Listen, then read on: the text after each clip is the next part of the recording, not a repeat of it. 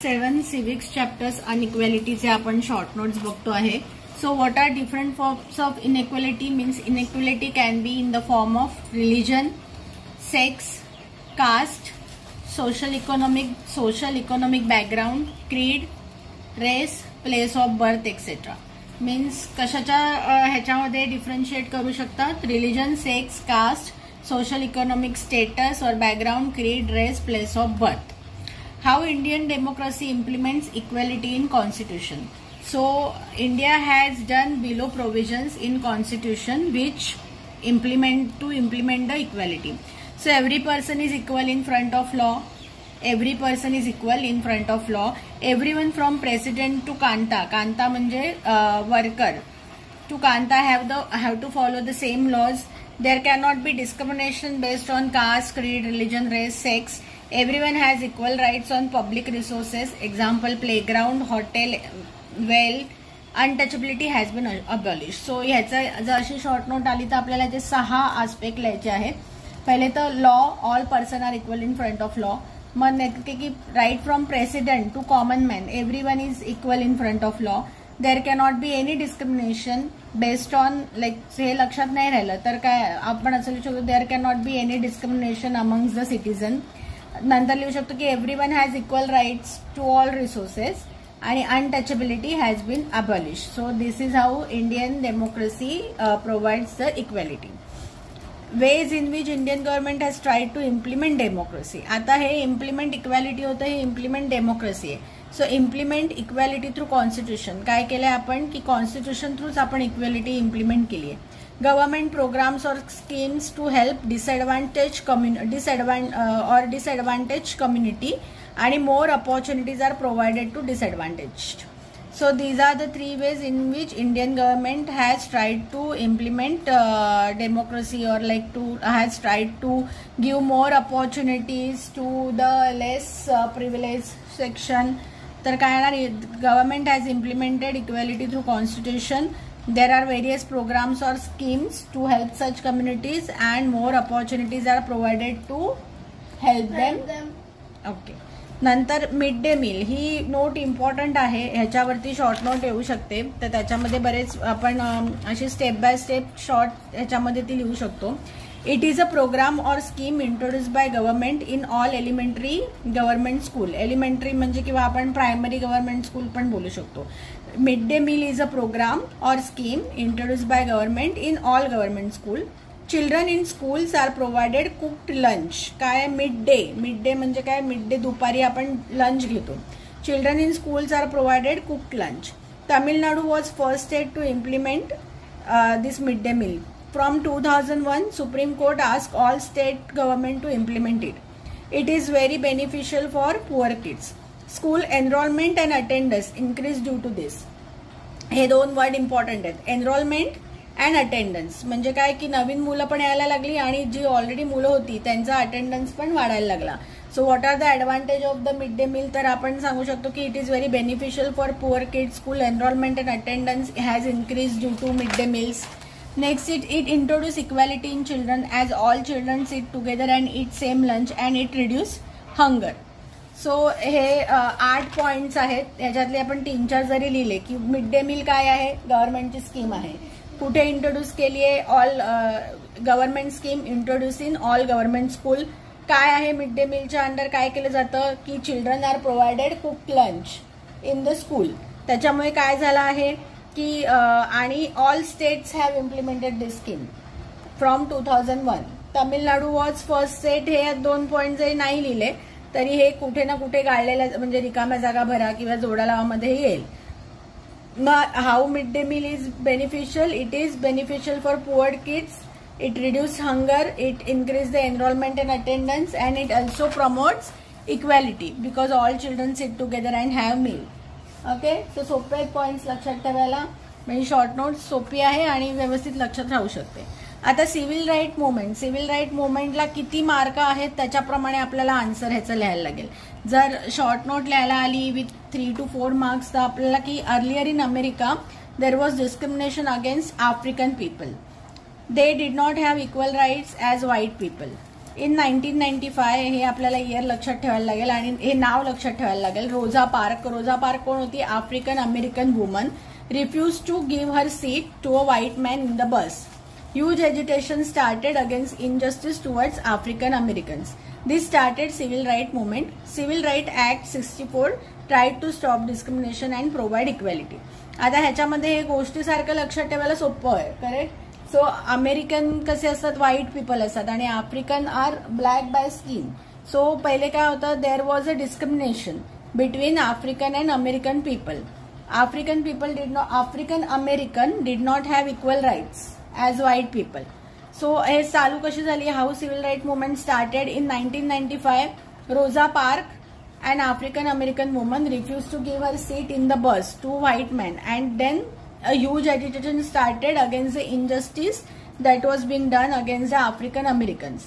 This started the civil rights movement, and then काय झालं? Civil Rights Act 64 tried to हा introduce झाला, which stop the discrimination and provide equality. Okay, so civil right act 64 try to stop discrimination and provide equality. ही civil right मुवमेंटची short note आहे. Okay, person with disabilities act. So आता हा Indian constitution मध्ये what is the person with disabilities act हे विचारू शकतात. So disable person has equal rights. Government should ensure disabled people's full participation in society. Government has to provide free education, help disabled people integration in mainstream school. All public places should be accessible to them with ramps. मग आता what is the person with disabilities act? सोपं हे सगळे points आहेत. असं नाही लक्षात ठेवलं. सोप्या शब्दात कसं लिहायचं की disable person also has equal rights. They should get all facilities. They should be treated equal as normal people. They should be allowed in the school. They get free education, and they should have the facilities at public places like ramps, so it is easier for them to access it. सोप्या शब्दात पण लिहू शकतो किंवा हे points असे लक्षात ठेवायचे. Disable person has equal rights. इथे सगळीकडे इक्वॅलिटी आहे, तर प्रत्येक ठिकाणी equality, equal rights, no discrimination हे सगळे शब्द आपण टाकू शकतो. हा पॉइंट प्रत्येक ह्याच्यात टाकू शकतो. There should be no discrimination against disable. There should be no discrimination against anyone. Equal right should be. म्हणजे हे दोन वाक्य आहेत ती आपण प्रत्येक आन्सरमध्ये टाकू शकतो. Government should ensure disable people full participation in society. Has to provide free education. Help them to integrate in mainstream school, and all public places should be accessible to them with ramps. हे ह्याचे 5 points आहेत. मग what is universal adult franchise? हे दोन हा जो आहे तर ही शॉर्ट नोट किंवा हे डेफिनेशन विचारू शकतात. So important aspect of democratic society is equality. हे नगराने तर equality is important for democracy असं पण लिहू शकतो. Every adult who is 18 years और above have right to vote irrespective of their social and economic background. Okay, so असं पण सोप्या शब्दात लिहू शकतो की equality is important in democracy and every adult 18 years और above have right to vote irrespective of there status और there is no discrimination during voting असं पण लिहू शकतो. So that is universal adult franchise. Constitution काय आहे?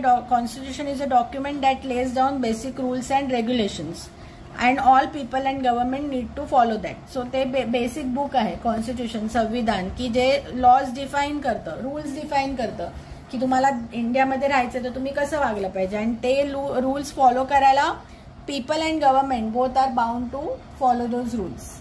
Okay, so या हे जे पॉइंट्स आहेत ते इम्पॉर्टंट आहेत या सिव्हिक्सच्या चॅप्टरमध्ये. There is one mistake. या सिव्हिल राईट मुवमेंट जी आहे ही 1955 मध्ये सुरू झाली, नॉट इन 1995. ओके, ते हे मिस्टेक आहे इथे, 1955.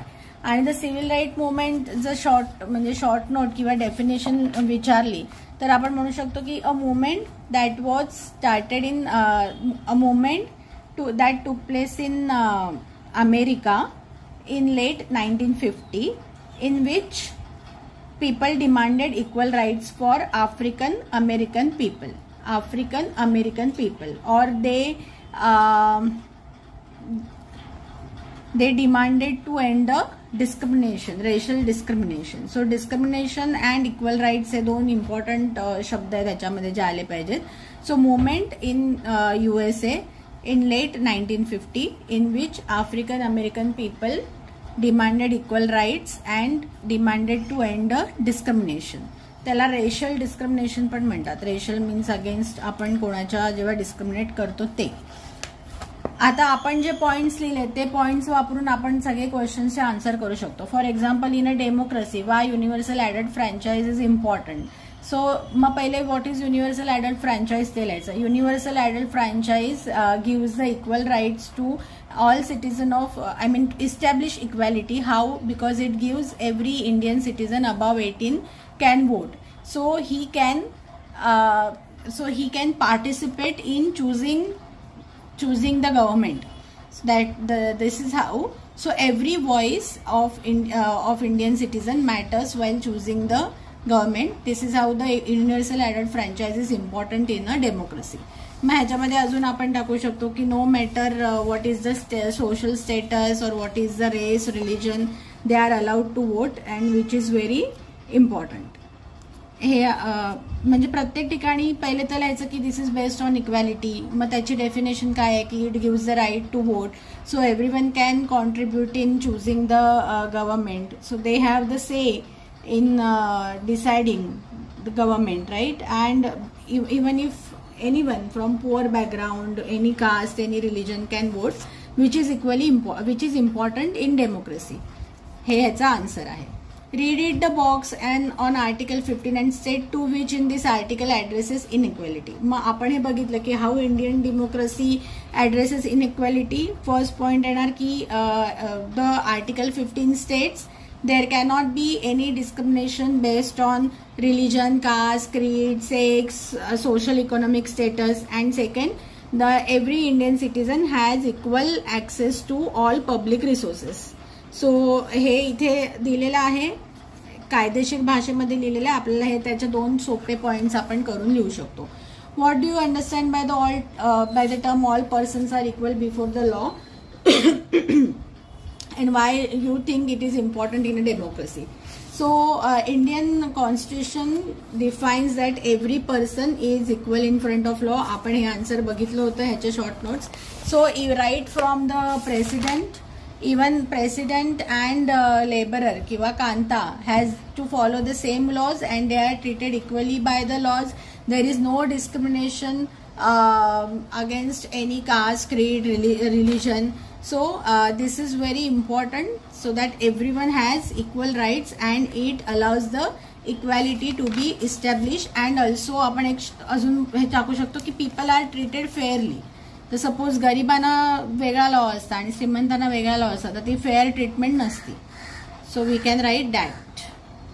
अपार्ट फ्रॉम दॅट आपण शॉर्ट क्वेश्चन आन्सर्सचा पण एक व्हिडिओ केलेला आहे की ज्याच्यावरून आपल्याला बाकीचे पॉइंट्स लक्षात येऊ शकतात या धड्याचे. बाकी ह्याच्यामध्ये हे इम्पॉर्टंट स्पेलिंग्स आहेत, हे आपल्याला आले पाहिजेत तर आपण आन्सर्स लिहू शकतो. Equality, constitution, individual, tribe, economic, background, recognise, democratic, discrimination, provisions, Kanta, domestic, president, access, untouchability, Dalit, guaranteed, law, community, disadvantage, schemes, centuries, mid day programme, government, elementary, Tamil Nadu, supreme court, enrolling, attending, sustainable, parliament, cornerstone, attendance, prejudices, enrollment, dignity, inferior, establishing, African American, Rosa Parks, civil, mortal, universal, franchise, dignity, societies, adult, respective and racial. हे important spellings आहेत. जसं मी नेहमी म्हणते की तुम्ही spellings केलं की त्या एकदा का त्याचे स्पेलिंग्स पाठ झाले की त्या धड्यामध्ये साधारण काय आहे याचं आपल्याला जिस्ट लक्षात येते.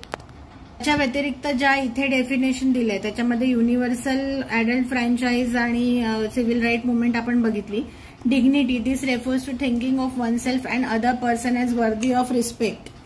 So dignity means one self respect असं पण आपण लिहू शकतो. And thinking of oneself and other person as worthy of respect. Constitution is document which gives basic rule for people and the government. हे आपण बघितलं होतं 2 पॉइंट्समध्ये. त्या व्यतिरिक्त हा पॉइंट पण इम्पॉर्टंट आहे. The parliament is cornerstone of our democracy and we are represented in it through the elected representative. हा पॉइंट सुद्धा इम्पॉर्टंट आहे. सो अशा प्रकारे हा इक्वॅलिटी धडा आहे आणि आपण त्याचे शॉर्ट नोट्स बघितले की प्रत्येक ह्याच्यामध्ये आपल्याला इक्वॅलिटी, डिस्क्रिमिनेशन, रेशल हे इम्पॉर्टंट टॉपिक्स आहेत आणि मिड डे मील हे इम्पॉर्टंट आहे ह्याच्यामध्ये. तर तुम्हाला आमचे व्हिडिओज आवडत असतील आणि तुमच्या अभ्यासात त्याच्यामुळे मदत होत असेल तर आमच्या चॅनलला नक्की लाईक, सबस्क्राईब अँड शेअर करा. थँक्यू.